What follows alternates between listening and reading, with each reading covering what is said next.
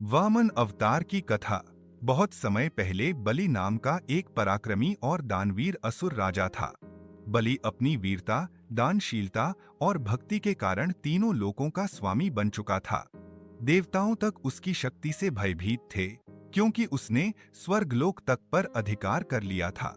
यह देखकर सभी देवता भगवान विष्णु के पास पहुंचे और उनसे प्रार्थना की कि वे इस संकट का समाधान करें।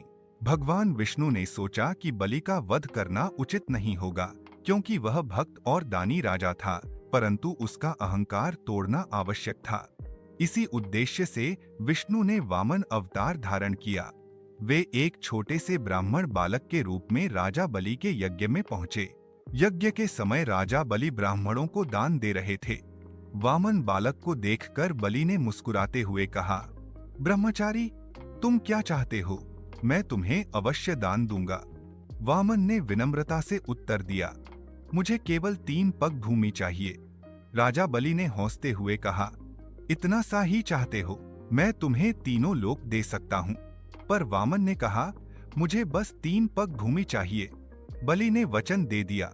जैसे ही बलि ने संकल्प किया, वामन का रूप बढ़ने लगा। एक पग में उन्होंने आकाश और स्वर्गलोक नाप लिया, दूसरे पग में पूरी पृथ्वी समा गई। अब तीसरे पग के लिए कोई स्थान शेष न रहा। वामन ने बलि से पूछा, अब मेरा तीसरा पग कहाँ रखूं? राजा बलि ने समझ लिया कि यह कोई साधारण बालक नहीं, स्वयं भगवान विष्णु हैं। उसने विनम्र होकर अपना सिर आगे बढ़ा दिया और कहा, प्रभु, तीसरा पग मेरे सिर पर रख दीजिए। भगवान विष्णु ने प्रसन्न होकर बलि को पाताल लोक का स्वामी बना दिया और वचन दिया कि वे सदा उसके द्वारपाल के रूप में रहेंगे।